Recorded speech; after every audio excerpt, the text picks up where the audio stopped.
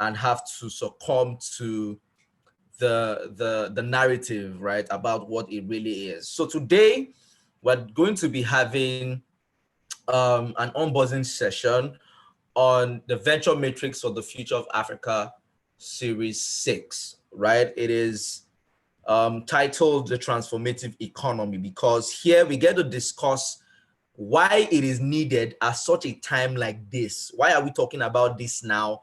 What does it mean to have a transformative economy? And, you know, as I said, right, it is one of the places where we are discussing the end, right? So that the end can justify the means. We have discussed the means over series 1 to series 5, right? And in series 6, we are talking about, okay, so what is all this really about? How do we know we have gotten to the promised land, right? How do we know that we are working towards something that radically affects us, affects our life directly, and affects our life collectively, right, in the long run? Right? How are our little contributions in action for today, right, contributing to the future? What is this future of Africa that we want to see, right? And that is what we discuss plainly in this piece, right? What a transformative economy is, right? If you remember in series 2, when we spoke about the stages of development of the undergraduate communities to be more inclusive, right, for the attainment of this transformative economy, right? The transformative economy was one of what the stages, right, of evolution. So if we're to evolve as a microeconomy, right, this undergraduate community that we've been focused on, right, the end goal is to become a transformative economy in the large scale, right? So the undergraduate community will become an ecosystem, you know, it will contribute to an ecosystem. But then this is the big, so the transformative economy is the grand plan, right? The what we are looking forward to, the thing that would make all of this work. Do you understand? So all of this relates to what? The concept of a transformative economy, right? So let's jump right into the piece, right? So express your excitement, you know, let me know what you're feeling. Tell me what you're looking forward to. If you are ready, just tell me go, go, go, go, go. And we'll jump right into today's conversation, right? Don't forget to use the chat box. Don't forget to share your energy with me. Don't forget to share your thoughts with me. Okay, I'm already seeing the chats now. Now, one thing I need to quickly establish, right, is recently, right, I've had to sit down and analyze all the things that we've been doing and ask myself, is it actually worth it, right? And one thing I've noticed is I don't think we're taking seriously how very necessary we need to take these actions, right? Because it just occurred to me how a lot of us do not know the current state of the economy. We do not know the current potential that our economy holds, and we do not know what we are losing out in the world, right? And that is the framework I'm going to be using to discuss this series 6, the transformative economy, right? That was the framework that I used to develop this piece, because I just, you know, it's interesting, right? There's a narrative, right, that we are the poverty capital of the world, right? And most people, because, you know, they are still living life normally, they do not understand how this is deeply affecting their realities, right? How this is affecting how you think, how this is affecting how much you can do, and how this is affecting how you work, live, connect, grow, and define your own future. So I think we need to, you know, one major thing I will count as a success for this program is if I'm able to properly highlight why we need to do this now. You know, just a while ago, I was on Instagram and I was watching a video by I don't know why his name is not coming to me to me, right? But it was a religious leader, and he talked about this Bible passage about when Jesus raised Nazareth. He raised Lazarus, right, from the tomb, right? And how Jesus prayed, and then he asked them to move the stone, right? It was a message about taking positive political actions, irregardless of our religion, tribe, or political interest. But this is the time for positive action, right? If we as young people do not take positive action in this time and season, let us just forget about our future. The next opportunity will come with the next generation, which will be your children. And I don't think I want to wait for that. Do you understand? So that is why we need more people, right, to connect to these ideas. I'm not saying my ideas are the ultimate or they are, you know, the finality or the finite choice. No, I'm just saying these ideas at least steer people in the right direction, that they need to start asking the right questions, or it starts to steer them in the fundamental principles that they need to address to be able to solve this problem. So please, guys, the application link is still open till tomorrow night. Share with leaders across universities. We need more people invested in this. When we start the major campaigns, you understand why I'm saying this. I'm not looking for the popularity, the fame, or the clout. No, no, no. We just need more people to be aware of this, and not just aware, but also devoted and committed to what? Concerted action. Let me simplify the English. We need people to act now. Our parents had the same opportunity as young people, and then they were complacent, right? And this is why we are where we are today. I don't think I want to settle into that, right? I have way too much aspirations and way too much exposure for me to accept life as it is right now. So I'm going to do as much as I can to contribute to change, right? That is why I'm doing this. That is why we're discussing this image of what? An alternative logic to national development, which is what? A transformative economy, right? So let's jump right into it. If you understand what I've been saying so far, just type in the comment section, go, go, go, go, go.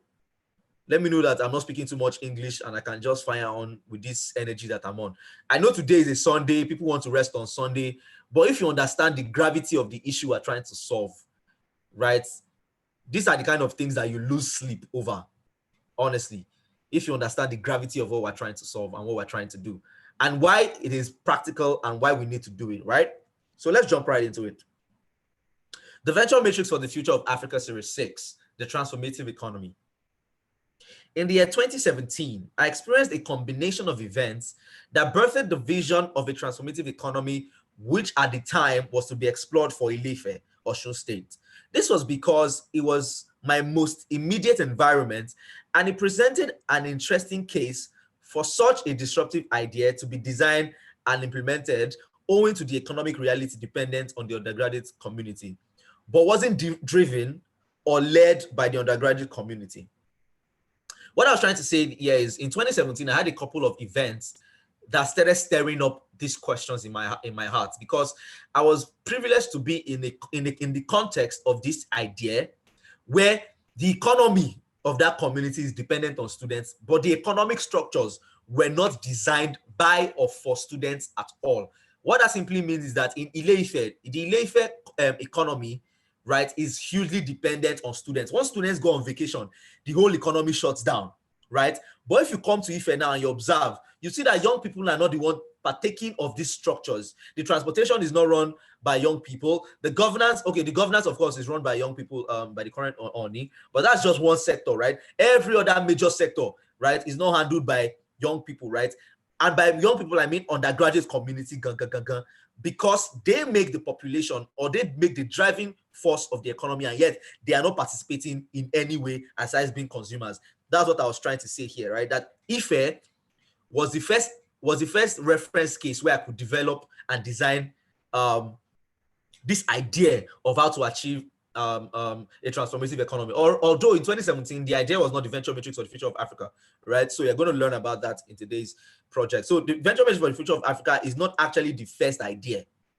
It is an idea that was revised and redeveloped into what it is today, that has now transformed into what the venture matrix for the future of Africa. That's what I was trying to say there. And being in Ife just gave me the right base. Being a student of Obafemi Awolowo University and being in Ife, right, because I stayed back in Ife even after graduation, right, just gave me the right context to explore and research the possibility of this kind of ideas. So I know what I'm saying when I'm developing these things. That's what I'm trying to establish there, right? So in October the same year, I got an invitation to host a business section on Odua FM. This served as an instrumental platform to share my ideas about that vision of a transformative economy as some form of entrepreneurship activism. So I started entrepreneurship activism in 2017. I had a radio show, which lasted for, I think, an hour, 30 minutes or an hour, 15 minutes or 45 minutes. I can't really remember, right, on Odua FM, right? I think he held maybe once or twice every week, right? And there was where I started sharing these radical ideas, this very crazy thing, right? Where I wanted to incite or excite young people to start thinking of the economic opportunities in their local communities that they are not taking advantage of. So let me go on. So this served as an instrument of my entrepreneurial activism, right? So I themed it business success. So that's what I called the radio show, right? To incite listeners, which were mostly the undergraduate community, to dare to believe a different narrative about Ile-Ife and take calculated action, concerted action towards exploiting its untapped economic opportunity. So that was what I was simply trying to say there was, in 2017, I had an idea that the undergraduate community can explore economic potential by fixing the problems in their local economy, right? And forgetting to build for global stage or for Lagos or Port Harcourt or Abuja, right? But instead, they should focus on the local problems in their local communities, right? They should, since they were young, since they were talented, they can create solutions to exploit opportunity in that local context, right? So that's where all this idea began before I started thinking globally and nationally. I just wanted to, university students, you can see this problem outside your university, right? It's directly there. Why not just solve it and find value in it, either monetary or social value? You understand? That was what I was trying to preach there when I had a radio show. I was invited by Odua to come and have that show by Odua FM, because of what I had been doing in 2017, as I said, when I started going for international competitions and then engaging students on how they can do it also. So the goal was to reshape the narrative about the economic reality of Ile-Ife by exposing the unknown but obvious to the listeners. That means the problems were obvious, right? Instead of trying to build the next Microsoft, there is a problem in your existing community you can quickly solve, and it will generate almost the same value. Do you understand? That's what I was trying to say, right? That was what the radio show was for. So this led to some research and the development of a transformative economic index, which will be discussed later in this piece. So I was able to practically use Ife to represent the whole of Africa and Nigeria, because he presented that case of, number one, a vibrant undergraduate community, and then also a local community that was ready and ripe for economic transformation. That's what I was simply saying in all of that. So I did something called the Transformative Economic Index, which we will read about in series 7, right? So it's a couple of index on how to know where an undergraduate community or their local community is ready for transformative, for economic transformation, right? That's what I was trying to simply say there. So as you can see in this picture, this blue one, if you can see my mouse, please let me know in the comment section so I will know that you are following my mouse. Can you see my mouse? If you can see my mouse, just say yes, yes, yes. Or let me just use annotation or something. Okay. Okay, you can see my mouse. Okay, beautiful, beautiful, beautiful. So if you can see this blue part of this image is my invitation to Washington, D.C. to be part of the world, to part of the Youth Summit. Don't worry, I'll talk about that. But on the other side is the flyers, right? These are the flyers that we used to use then for the radio show, Business Success, right? Where I used to talk about business principles and how to exploit, it was entrepreneurial activism, inspiring people to take on entrepreneurship, to exploit their local opportunities, simply put, right? But this other blue one is my invitation from the World Bank, right, to come make a presentation at the World Bank Global Youth Summit in Washington, D.C. in 2017, right? I'll talk about that now.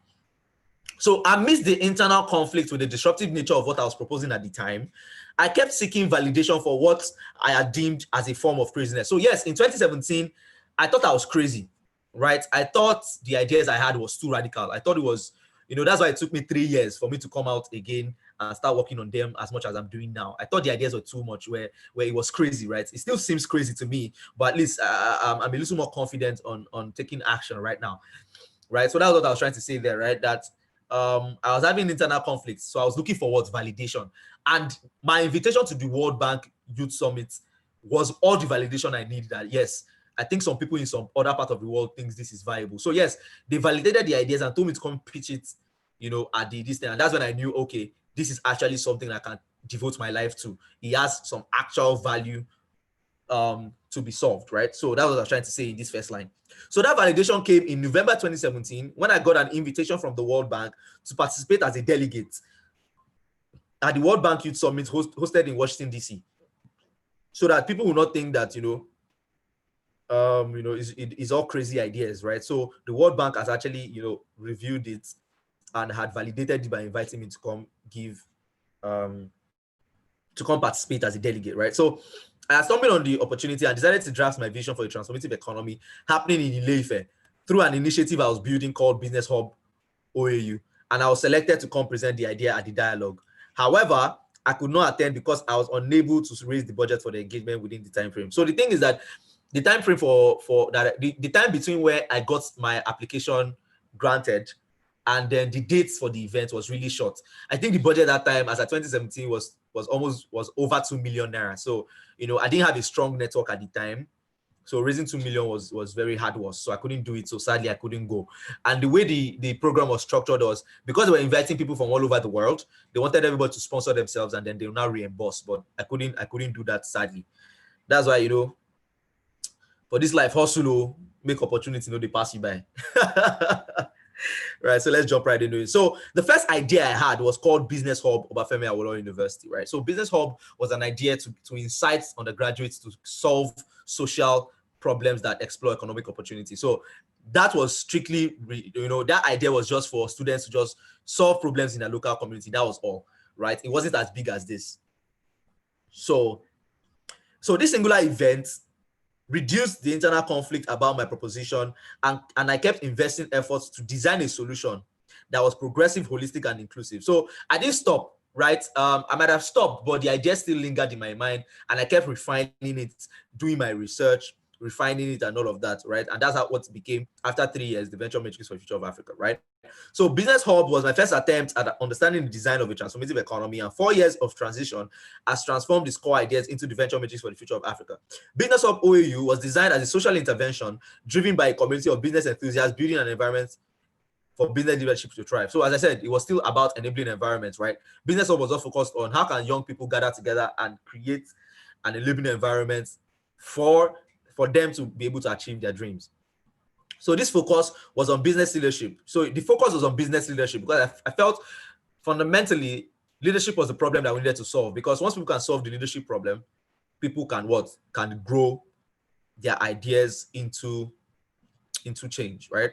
So the focus was on business leadership because leadership is a tool for sustainable change. So if you notice, nothing has actually really changed, right? Things have just evolved and transitioned. Right now, we're having this session on what the Venture Matrix was leaders program, because I feel that's what we can solve the leadership problem. Once we can gather people who are leaders and show them this vision, right? Anything is possible, because because leadership, right, is a tool of transformation. Everything rises and falls to the level of what leadership that is available. That is why the leadership program, that's why the Venture Matrix leadership program is based on what? Giving leaders the resources to drive this change. Not just this one is not training. This one is just inspiring you that you can actually be the change you need, right? So I was doing this also as far back as 2017. So there we had like just 80 active students. I just wanted a team of 20, but it grew to 80. It was an amazing time, right? So let me just read this, right? So it was a very exciting idea, and it quickly grew into a community of 80 active students excited about the possibilities. But what we didn't anticipate was the effect of the environment, the power of the existing narrative, and the influence of the existing gaps within the undergraduate community and other stakeholders on the quality of the product of leadership needed to create the change we wanted. So what I was trying to say then is what leaders were not inspired by the idea because there was an existing narrative, right? The environment did not support it. So it was very hard to drive that, even though there were 80 people that were. So we tried all we could, but you understand, it was just, and also, we're very limited in scope. We're not thinking big enough, so we're not able to solve all the problems, right? So the initiative grew leaders and inspired some progress. So yes, from that initiative, they had people who started businesses, we had people who had grown businesses and all of that. Most of them can testify to it, where we had the business roundtable event, right, where I brought friends who were doing really good in business and they were young people to come and give them practical tools on building businesses that could grow fast, right? So this discovery of the multi-layered nature. So I didn't know that. I thought the problem was just, that there was no enabling environment, but there were more problems than that, right? And I wasn't aware of it. So The discovery of the multi-layered nature of the challenge, that I didn't know that problem was coming from policies. Problem was coming that there were no enabling projects. Problem was coming that there was no enabling partnerships to execute these things that we wanted to do. I didn't know that. I just thought once I can gather people, share an idea with them, we can just start doing stuff. But there was already existing systems that we were not aware of or very enlightened into. But today, thank God, we're a little more enlightened, right? So now I'm saying that those challenges, it just dampened our morale. So the answer, right, was to think bigger than Ile-Ife. So how I was able to design this was I had to think beyond Ife. I had to think globally. What can apply globally? What problems or what design can we start here in Nigeria that can be applied all over the world, right? Or all over Africa, at least. It's exciting that, since the beginning of this program, we had people from Asia reach out. We've had people from South Africa, from all over Africa reach out that, they're inspired by what we're trying to do here and they want to be a part of it. So if you're on this call or you're on the leadership program and you're not Nigerian, don't worry. There is a plan ready to cater to your own community. Just experience the program, see how it works, see the kind of change we cause, and then we can now partner with you to, influence that same level of change within the context of your own city. That we are doing this in Nigeria doesn't mean if we replicate it in South Africa or Tanzania, it will work. But we have an existing model that we need you to help us interpret into the context of your local environment. Do you understand? That's what I was trying to say there. So it was when I said thinking bigger than Ile-Ife that all of these ideas became more concrete. So in 2018, I was opportune to make a presentation at an economic conference to prospective gubernatorial candidates for the Osun State elections. The title of my presentation was, "What did the egg tell the garden egg about the transformative economy?" So this was a very exciting time, right? So I had done such a good campaign that when the it was the period of government, people were vying for office, right? They were doing political campaigns. So I think a student organized them, those that were running for office, to come to Wafenyawo University in this place in Quarters. What's it called? I don't know why I've forgotten the name. This hotel in staff quarters. Wow, I can't believe I'm forgetting this. Wow. But anyways, there's this. So it was held there. I was expecting OAU people on the chat box to help me, but of course, they're not helping me right now. So we had gubernatorial candidates coming to conference center. Thank you, Ajayi Uluwadarasimi. It's so sad. How can I have forgotten? Yes, it was conference center that program was held. So we had gubernatorial candidates. So imagine the ruckus. There were cars, all the flashy cars and all of that. It was that one event that just broke or removed the veil from my eyes, that we cannot invest in a solution that is strongly tied to political interests. It has to be bipartisan, right? That was and the need for partnerships, the need for disruptive partnership models was what was needed. So this event opened my eyes. We had leaders there who wanted to get the ideas, but it was just strongly tied to their political interests, right? And that was where I had to think of, how do I design a system that cannot be influenced by existing systems at all? That people don't need to be a part of a political party before they can participate. People don't need to be in political offices before they can participate. People can just be people and still lead change. So that was what I was trying to explain there, right? I was privileged to give a speech to them. I think we had about 4 or 5 of them actively present, right? And some of them sent representatives. Some didn't even show up at all, but they had representation. So I could give a speech, right, and stimulate them in a conversation about what young people needed and what was needed to revolutionize the economy in Osun State, starting from Ife, because they were closest to what the talents and bright minds easily accessible. So that was what I was trying to say there, right? So in my presentation about what did the egg tell the garden egg, right? I sought to establish the possibility of an economic shift by creating an environment to support innovation. My submission was that leaders vying for the gubernatorial seat were to focus on economic transformation. Like, that should be the agenda. How do they transform the economy to look like, right, the nature of today, the 21st century, right? To look like change. So my submission was that leaders who were vying for the gubernatorial seat were to focus on economic transformation through an inclusive economic environment for young people in Osun State. This was to be achieved through 4 means. Now, these 4 means were what I suggested then, right? And it still applies now. But of course, the context is different. Do you understand? Yeah, this is technical, it's plenty English, but don't worry, I'll simplify it. Number 1 was what? To democratize leadership through collaboration to solve our local problems with global solutions. That means collaborating will solve our problems. That means letting the older generation show the younger generation how to lead by leading themselves, while the younger generation learns how to lead by leading themselves, i.e. a system of governance where the old lead the old and the young lead the young, owing to the generational gap. Now, what I was trying to say is that we need to democratize political power. Of course, I know, right? What was I thinking? Talking to people who were power hungry and thirsty, right? To democratize power. That was very funny. Of course, I was young, and of course, the tactics the tactics and approach is different now. So I was telling them to democratize their leadership power, right? By creating policies, right, that empowered young people to lead themselves, right? The argument normally is that young people are not ready to lead, or they didn't know how to lead, they didn't have experience and all of that. And I'm saying how we will get experience is by actually leading, right? But you guys should lead yourself and show us and lead us by example, by leading yourselves, right? That's what I was trying to say there. So democratize leadership through institutions where young people can lead themselves and old people can lead themselves, right? So implement human-centered. The second point was they needed to implement human-centered intervention through the allocation of resources focused on transforming human resources to human capital. What it simply means was they needed to focus on the things that directly affected people, like health, education. Of course, these are the normal economic banter and cliche.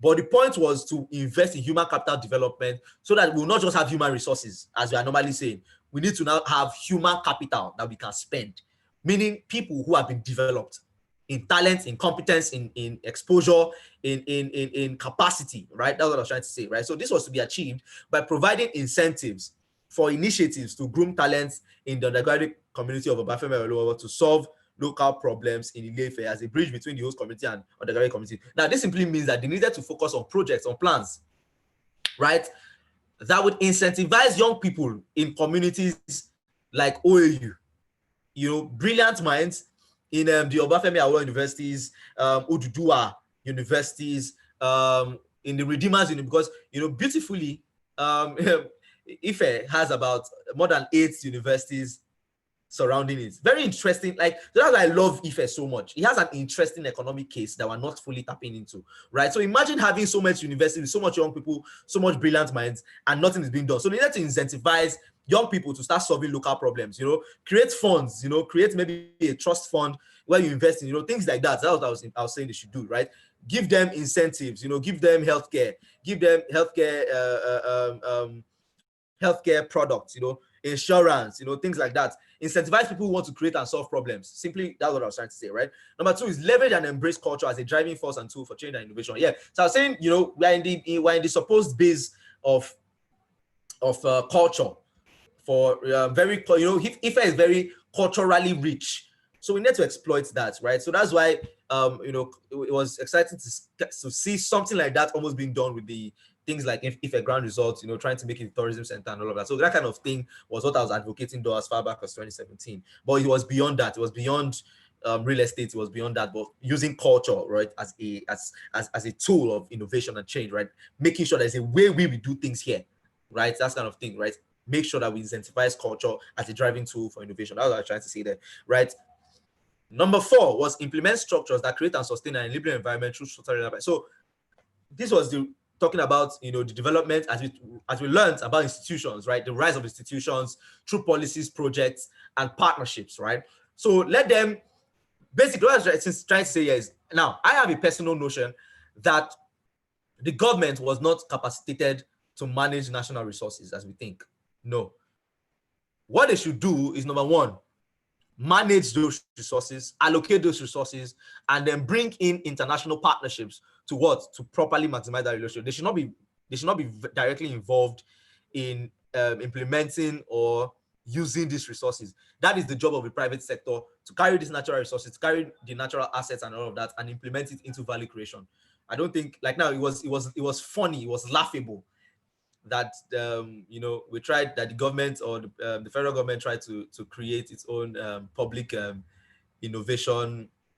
I'm sorry, I said aviation. That airplane stuff that they spent billions on the design. That still today we don't have any of it implemented. It's just funny, right? That kind of thing. So that's what I was trying to say here. That instead there should be public-private partnerships devoted to creating structures that make sure that whatever change or outcome we desire is being achieved, right? So this leadership approach was more socio-political than socio-economic and proved to indirectly reinforce the narrative that the access to economic power resided with the leaders in political offices. Now, what I was trying to say this was that at the time, what I didn't notice, like what I was proposing was still making it look like the power was in the hands of the government, right?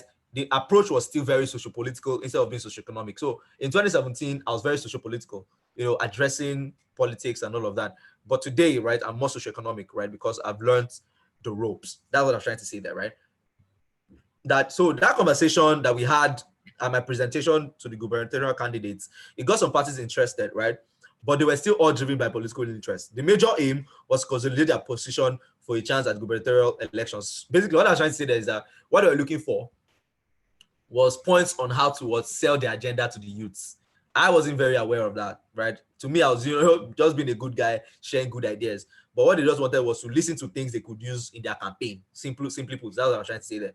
It was all tied to their political interest. If it doesn't align to their political interest, they are not very interested, right? So this didn't appear to align with the power dynamics at the time. I was not aware of power dynamics at the time, but it revealed something essential, which was that economic power, right? Everybody needs to frame this on their walls or note this, right? This thing here, this thing that I'm highlighting right here, right?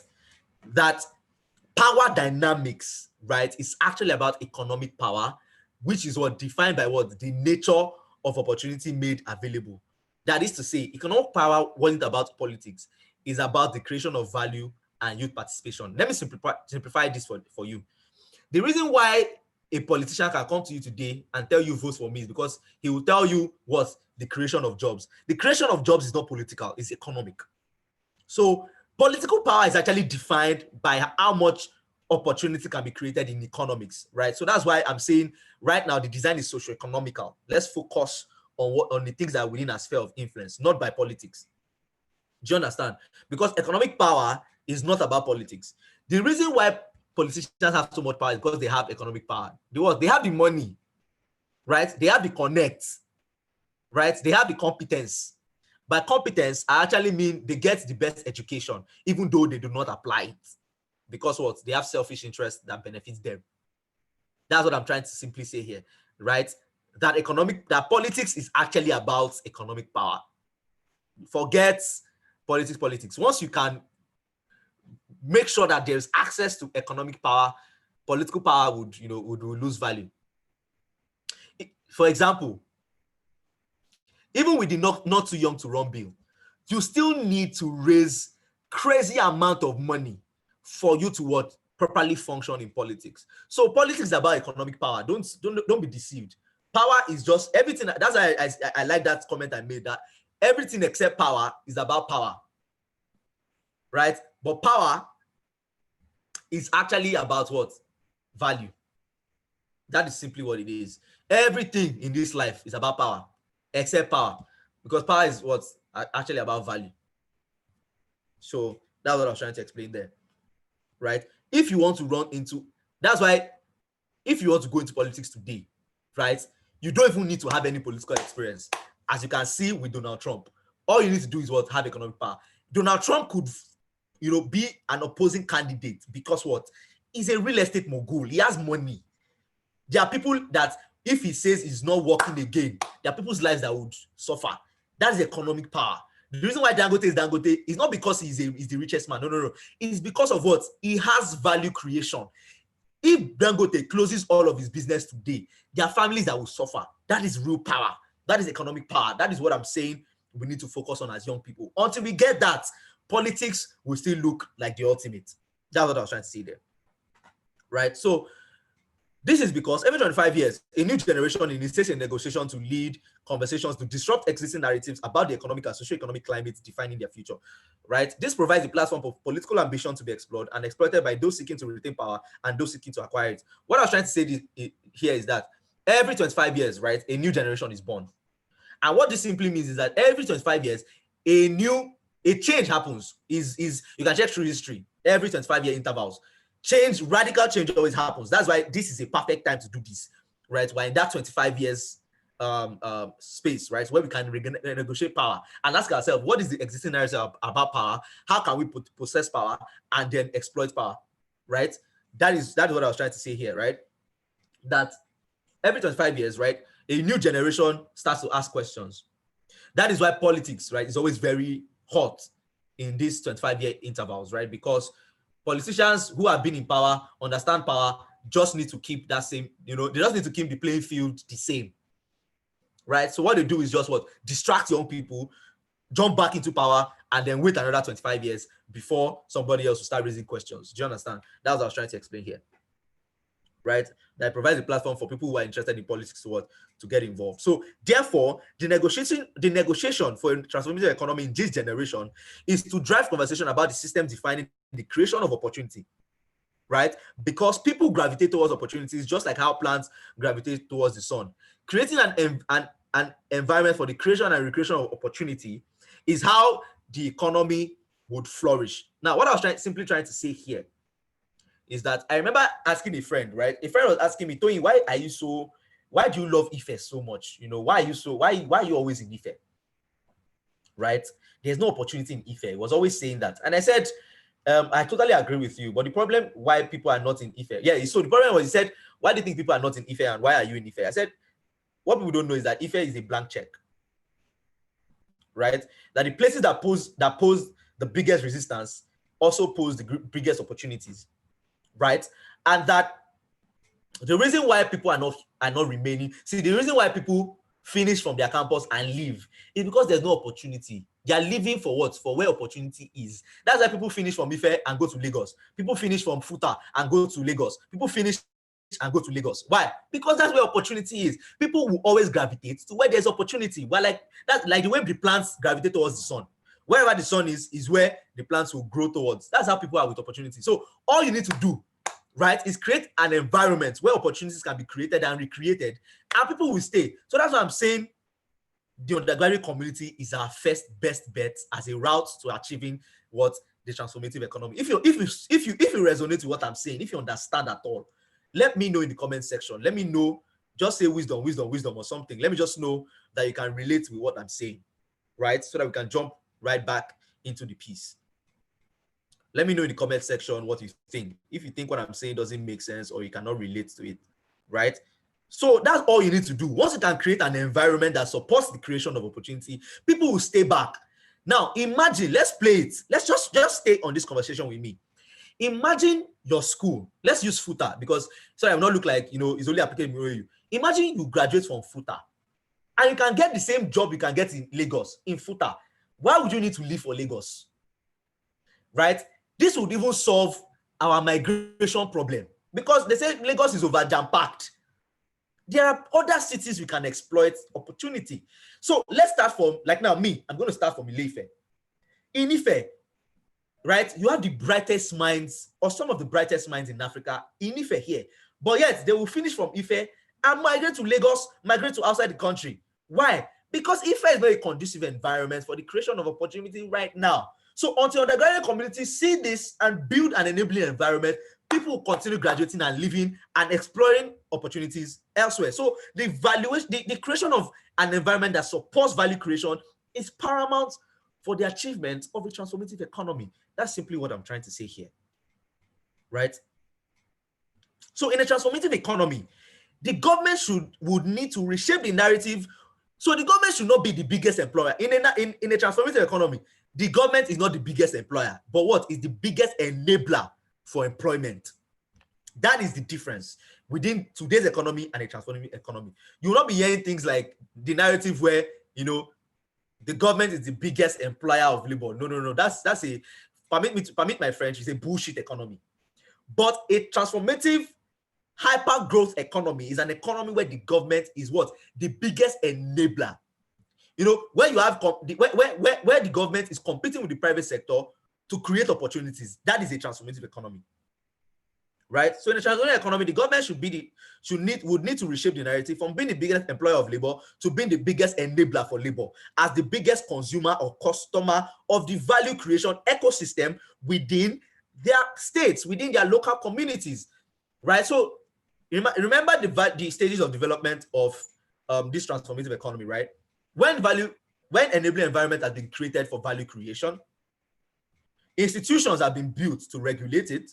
That interplay leads to what? An ecosystem, right? That ecosystem would create transformative economies in every state in Nigeria. It's as simple as that. When the government will now be the consumer of the value being created in those ecosystems. So for example, let's say we create an enabling environment, right? And then we are building products, right? The biggest consumer should be what? The Osun State government. That is what I'm trying to say in that place, right? In FUTA, what is being created in that ecosystem in FUTA, right? The biggest consumer should be what? The Ondo State government. Do you understand? Let's go to Maiduguri, right? The state government should be what? The biggest consumer and customer of the value created in that micro ecosystem. That's what I was trying to say here, right? So what did the egg tell the garden egg about the transformative economy, right? Is that it told it to what? Number one, be open to change, like the seeds in its belly. Now, this is very metaphorical, and it was one of the best things that I think I wrote in this whole piece, right? And this is why. Inside an egg is a seed, which is what? The yolk, the seedling, the yolk, right? The little egg. I said the little egg, the little egg, the chick, right? In its most basic form, right? So what did the egg tell the garden egg? Is that the change you're looking for, what is inside you, is not outside, right? Like the seed in the belly. So garden egg, right, gets its identity from what? The garden. But egg gets its identity from what? Within, which is what? An egg. Do you understand? That's what I was trying to say here, right? That it needs to be what? Open to change. Like what? The seeds in the belly. In fact, this is one of the deepest things I think I've ever written in my life, right? Now, let me simplify it. Let me demystify it. A garden egg, what? Evolved from what? A garden egg seed. That garden egg seed is inside what? The garden egg, right? So even though the garden egg is experiencing change and becoming a garden egg, it is only experiencing change from outside it, which is what? The garden. Does that make any sense? But for the egg, the change is coming from inside, where the egg is becoming what? A living entity, transforming from what? An egg into a chick, into a chicken. That's the difference. So what the egg told the garden egg is, garden egg, you need to be open to change. Garden egg represents the current economic system, the current ecosystem that we are living in, while the egg represents this transformative economy that I'm proposing, right? So that what it's telling is that change will have to come from inside of you, not outside. Foreign aid will not change the economy, but change from within, where people are creating value. That is where change. So that's what, as in fact, I feel I should frame this. I should frame this and hang it on my wall. It's such a beautiful thing to write, right? That is what I meant by that. So the egg also told so the first thing is what? Be open to change. The second thing the egg told the garden egg is that with change comes what? Opportunity, which was best explored by preparing for it, embracing it, and recreating it by creating an environment like the garden to the garden egg and the garden egg to its seed. So the second thing that the egg does is that the egg is what? Creates an enabling environment for the yolk inside it to develop. Inside the egg, right? The egg holds what? An enabling environment. All is needed is just for what? A chicken to what? Supply the temperature to it. But the enabling environment is already there. So that chicken represents what? The ecosystem, supplying the heat, right? While the egg itself is what? The enabling environment for the yolk within it to develop into an egg. So it was telling the garden egg, right? You have to prepare for change, right? By making sure that the seed inside you, that the way the garden egg is hosting the seed, right, is the same way it would what? Become a transformative entity. That's what I was trying to say, right? So these are the same underlying principles defining a transformative economy. That is, change and create. So those two principles are the principles that separate an egg from a garden egg. Number one is what? Change, and number two is the creation of an environment for opportunity, right? For example, if you're eating garden egg, right, you eat all the seeds with it.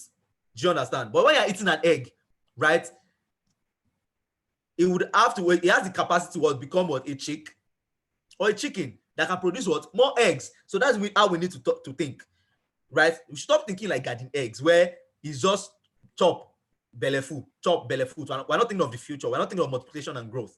We need to be more for future conscious and thinking of what, how do we always create opportunity. That's what I was trying to say there, right?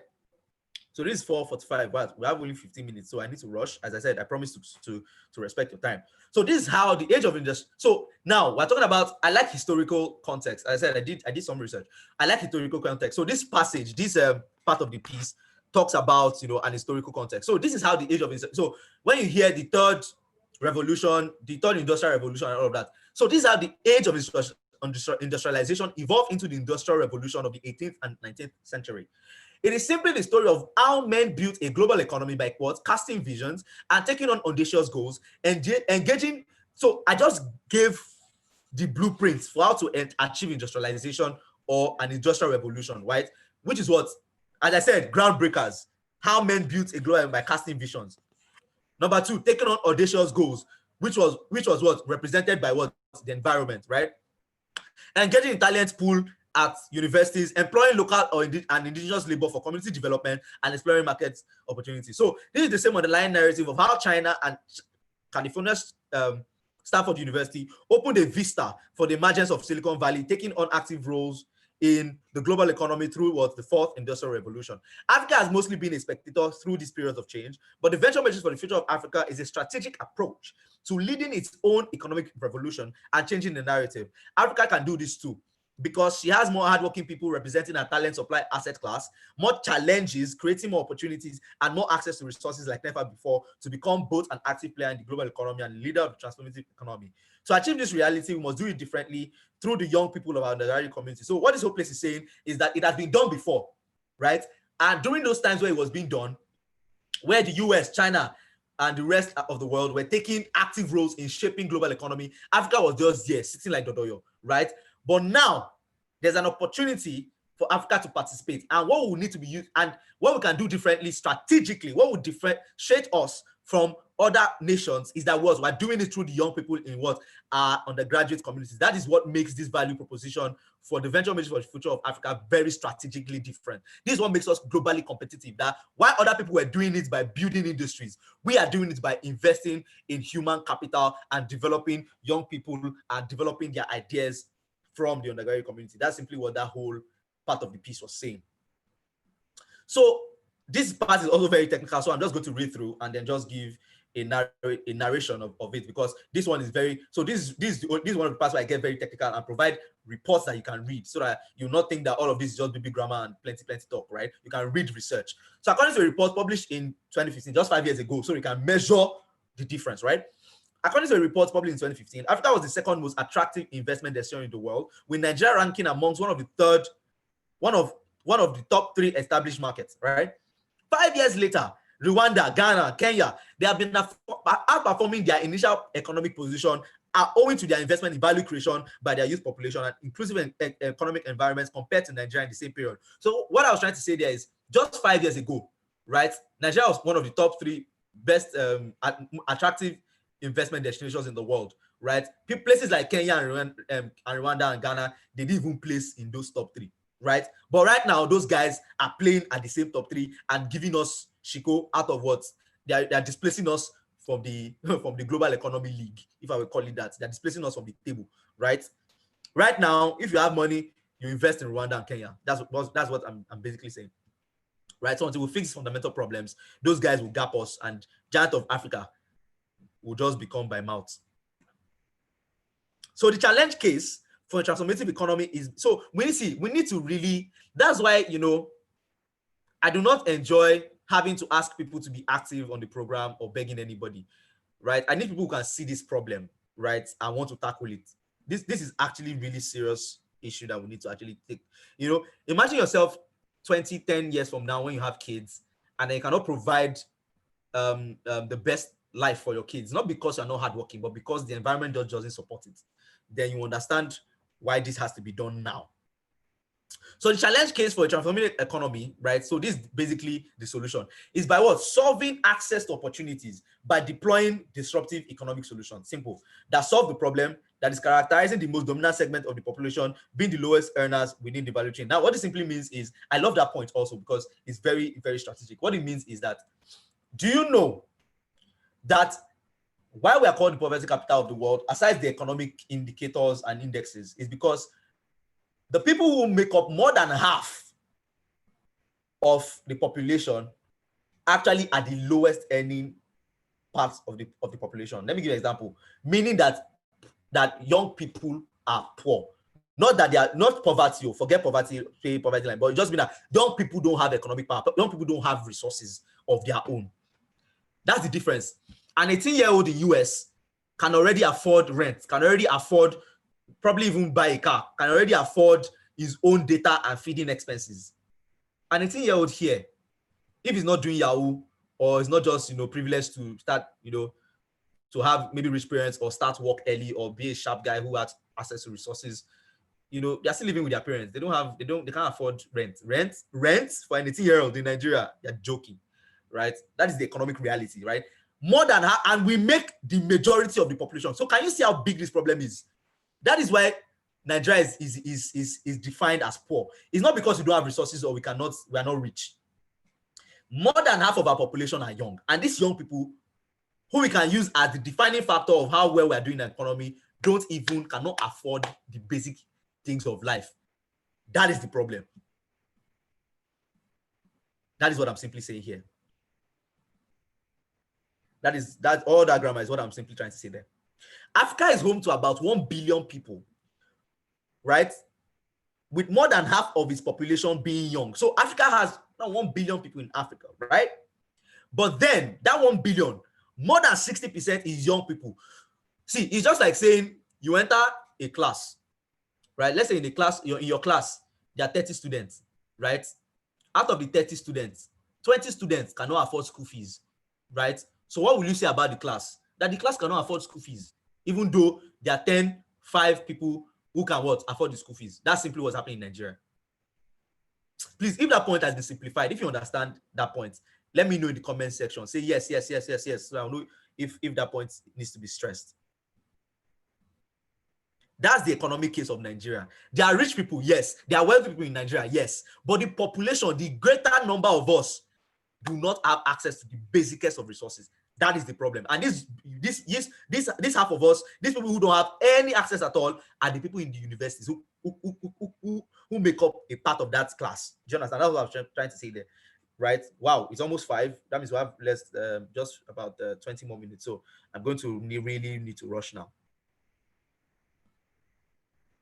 So that's what I was trying to say there, right? So this is evident in the World Investment Report of 2018, that's just 2 years ago, and the World Development Report of 2019, that's just last year, showing that 84% of the global population live in what? Emerging markets.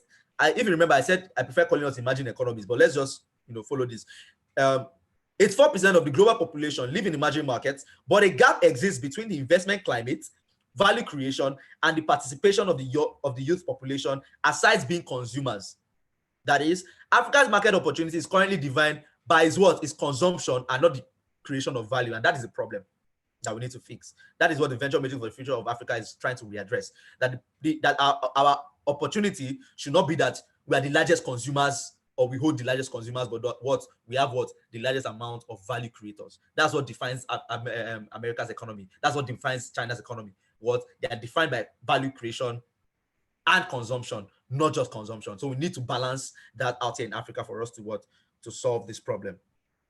So a transformative economy demands a radical shift from defining the opportunity by not just consumption but value creation. That is, by creating an investment climate locally and globally that is pro-consumer, that is, in this context, the youth, and as proposed in the venture matrix, pro-undergraduate community, for Africa to unlock its prosperous destiny, to position Nigeria for the future. So I remember being in an exclusive event that was held in the Ife Grand Resort, right? And there was, and he had dignitaries from all over Nigeria, and he had some this guy that was the former governor of Calabar.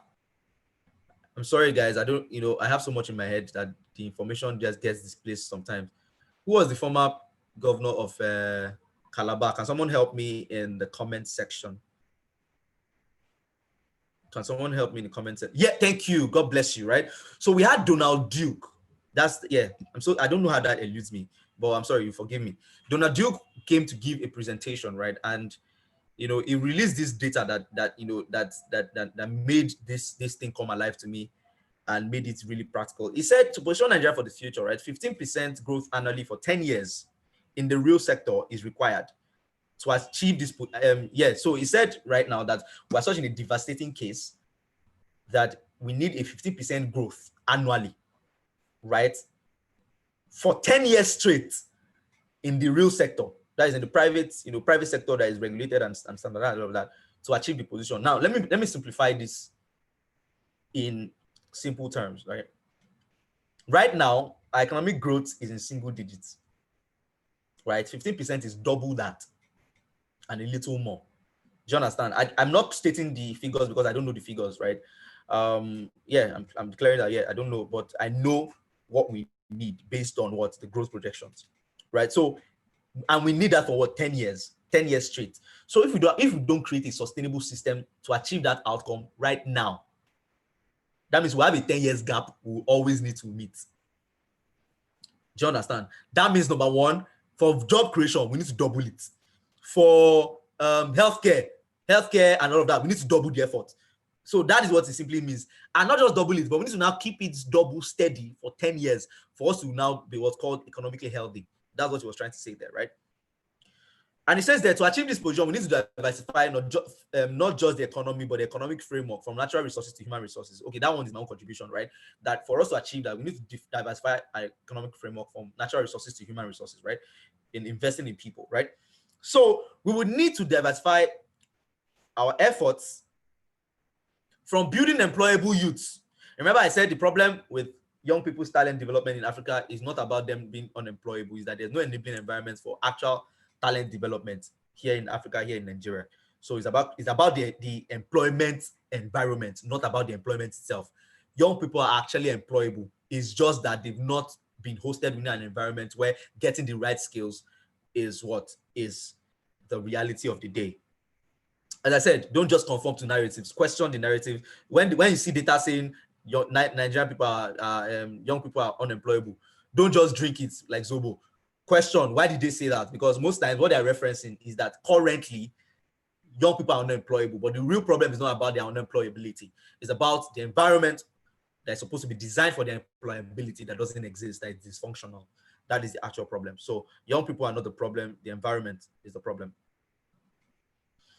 So I said we need to diversify our efforts. So all these skills development, all those things, it's a good solution, but it's not a long-term solution because skills will change.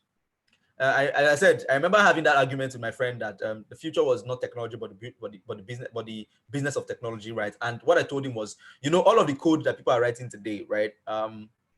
Now, this is not a perfect reference, right? It is not an area that I'm most versed in, right? I'm Luddite, right? So I've read articles where it says that, AI will not actually, displace coders and programmers from their jobs because of the major concept of design, right? That AI, AI cannot, displace the human factor of design with code. Yeah, that is very possible, but right. But what it will still do is that it's going to displace the value of programming, right? Because once employers can pay for the next technology, it will make the next skill redundant. For example, guys in data science, if you're not going into data analysis and the rest, right? Imagine the future when AI starts to do the data cleaning and arrangement and all of that. That means your job will just be rendered useless, right? Just the way like clerks and typewriting was just displaced once there was keyboard and all of that. So that's simply what I'm saying, right? That to do this, young people need to be empowered to create, Okay, so I was saying we will need to divide from building employees. So all these skill development, trainees and all of that is a good solution, but it is a short-term solution. That's what I'm trying to say. Create an enabling environment where these things are even normally accessible, right? Then you can see real progress, real change. Because skills, people need to develop their human capacity first before they can develop their skills. How can you teach somebody how to program when he doesn't know how to think? That's simply what I'm saying. Where you've not created an enabling environment. Like now, most people in the program cannot properly send an email or properly communicate. And we're trying to give them resources to create an economy. It's a problem, right? So we need to create an environment where people are even on the basic level, human capacity developed before they can now be given skills, and then their competencies can now be upgraded. We need to empower people to first be self-sufficient. That's how Singapore did it. They have to first increase the natural intelligence of people in Singapore. Lee Kuan Yew, from third world to first, right? You should read that book, right? They have to develop basic human capacity and tendencies first before they could develop their economy. That's what I'm proposing, right? So we need to diversify our efforts from building employable youth to building productive youth. So it's not about employable youth, it's about productive youth. Youth that can create, youth that can adapt to change. That's what I'm saying. So youth that can creatively solve their local problems, sustainable global solutions. Because even most times you find out that most problems in your community doesn't even need tech. So all this focus on programming is a great stuff, as I'm saying, but on the long, it's just a short-term goal, right? In the next 5 to 10 years, we'll be thinking of what's the next stage of programming. So people need skills again. But when you create people who are productive, where a guy can learn code today and solve problems, when a new code, when a new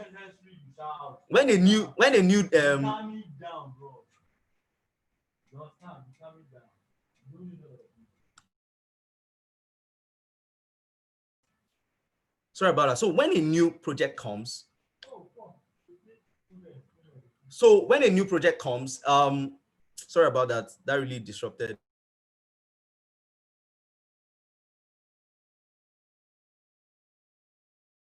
Trying to say is that let me just go back into the article. Sorry about that. Yeah, that we need to empower young people. So imagine a programmer, right, who understands code, right? When a new language comes, he's intelligent enough to adapt. That is the conversation. So we need more. We need more productive youths than employable youths. That's simply what I was trying to say there, right? So this economy can be developed by creating an ecosystem that can host a sustainable enabling environment for businesses to thrive through business leadership, right? At this point of economic discourse, I think it is both counterintuitive and counterproductive to try to grow an emerging economy with sustainable, vibrant markets dominated by a consumer class that is young without creating a system for them to be part of the economic value system. That is, how can we expect to grow when people who consume the value the most aren't part of creating the value? So this simply means that, Nigeria has been defined, Africa has been defined as an emerging market because it has a lot of consumers, right? But how can we develop an economy if the people that are consuming are not part of the creation of the value? That's simply what I was trying to say there, right? So this is the same premise explored in this tweet by one of Africa's most brilliant emerging business leaders that I respect so much, Oluyomi Ojo. I saw this tweet, right? He said, Blacks are huge consumers. If you are truly serious about collecting their money, start hiring them and start funding Black founders. This was something that Oluyomi Ojo said, and I strongly resonate with it. And it was, it was perfect as a reference for this conversation. So the economic case for a transformative economy means the two spheres of the undergraduate community, which is what the economic class and innovation class, need to start gaining access to economic power, both as creators and consumers, right? So we need to just change the conversation from not just having them as consumers, but as creators also. So imagine the youngest and most popular segment of our independent population, that is undergraduates, being resourced enough to attend to their socio-economic needs, graduating as members of the society with economic power that will dramatically re-engineer the economic landscape of countries across Africa, right? So Africa is currently under-optimized because of this reason, and this reason most especially. The largest portion of the population is poor. That is, a major percentage of the young people are poor. So I left some resources there for you to read. In simpler terms, right? Students need to start graduating with money accessed through an economic engine in their universities, even if they didn't build a startup or business within this proposed economic model to increase the national disposable income per capita. Now, what this simply means is that we need to increase, right, the basic per capita income of every single of the young population for it to directly affect our economy. They don't have to create, right? But we need to just create this engine as proposed by the Venture Matrix for the Future of Africa for this reality to become something that, you know, is tangible. So for that to become a reality, we need to focus on one thing: what? Productivity. That is, exploring business cases by solving challenges, creating and exchanging value, making life better, creating sustainable solutions through entrepreneurship. This is the proposition of the Venture Matrix for the Future of Africa, armed to bridge the gap between entrepreneurial enthusiasm and the tools for navigating the value creation ecosystem through an enabling environment built for undergraduate communities across tertiary institutions in Africa. So what it simply means is that there's entrepreneurial enthusiasm, right? But we need to bridge the gap, because enthusiasm will not just solve anything. We need to also now bridge the gap to where enthusiasm meets what? Resources and tools, right? That is why venture capital is very instrumental to making this happen, right? So productivity, private and equity venture capital, right? Private equity, sorry, venture capital is what we need for this to happen, right? So productivity is a product of interactions with the value creation environment hosted within an ecosystem designed for value creation, right? That is simple to understand, right? We've talked about this, right? That is the interaction of value creation environment and, you know, an enabling environment and the ecosystem and rise of institutions that would give us what? Productivity, right? So the sole medium of productivity is value creation, and value creation is a result of entrepreneurship, not the creation of more jobs. So creating more jobs will not solve our problem, right? But creating more entrepreneurs, right? But grooming of more entrepreneurs. So we need to groom more entrepreneurs, especially more social entrepreneurs, to increase our social standing, right? So that when we create economic change, it is more sustainable, right? That's what it's simply trying to say. So this way, we would have a bottom-up economy where the government is funded by the people through taxation, instead of the current top-down economy where the government collects rents and duties from the sweat credit labor of their people. So right now, that's why you have an economy where poor people are taxed higher than rich people, right? So that's what I'm trying to say, that here we need to create an economy where people, the average man, right, is economically empowered to what? Sponsor the government through taxes, right? Because what is creating value and they can what? Pay taxes. That's really what this is trying to say, right? So a transformative economy is a predictable economy, right? That's one economy. That's one trait of a transformative economy. You can predict it because you know what it is. You know the underlying variables that are creating it, and you know what is sustaining it, right? So one established through the venture matrix as outlined, from series 2 to series 5 holds the keys to unlocking the prosperous destiny of Africa. This is a clarion call to the main character in this narrative, which counterintuitively is the deuteragonist, that is, the undergraduate community. So this is a clarion call to the undergraduate community. We need more of the undergraduate community to be awakened to this truth, which before today was the most underserved and passive stakeholder in the value creation ecosystem of the economic value chain and national economic development, you know, process and plan. That's what makes this proposition disruptive. We are trying to explore the most sustainable approach to explosive macroeconomic growth and development through what? A microeconomic revolution. So what this simply means in simple English is that we're trying to do something at the local level to affect us at the national level, you know, economically speaking. So in the last series in last series 7, titled Ego, I'll be leading the concluding conversation about the central ideas discussed in this publication project, using Obafemi Awolowo University as the case for the implementation of the Venture Matrix for the Future of Africa, the investment and venture climate, and the economic indicators for deploying the Venture Matrix. So we've come to the end of today's session. Thank you so much for joining in. I hope you've been inspired. I hope your eyes have been illuminated with the why we need to do this now, and the prospect of us doing this, and how it will radically change the narrative about Africa. Thank you so much and have a great day.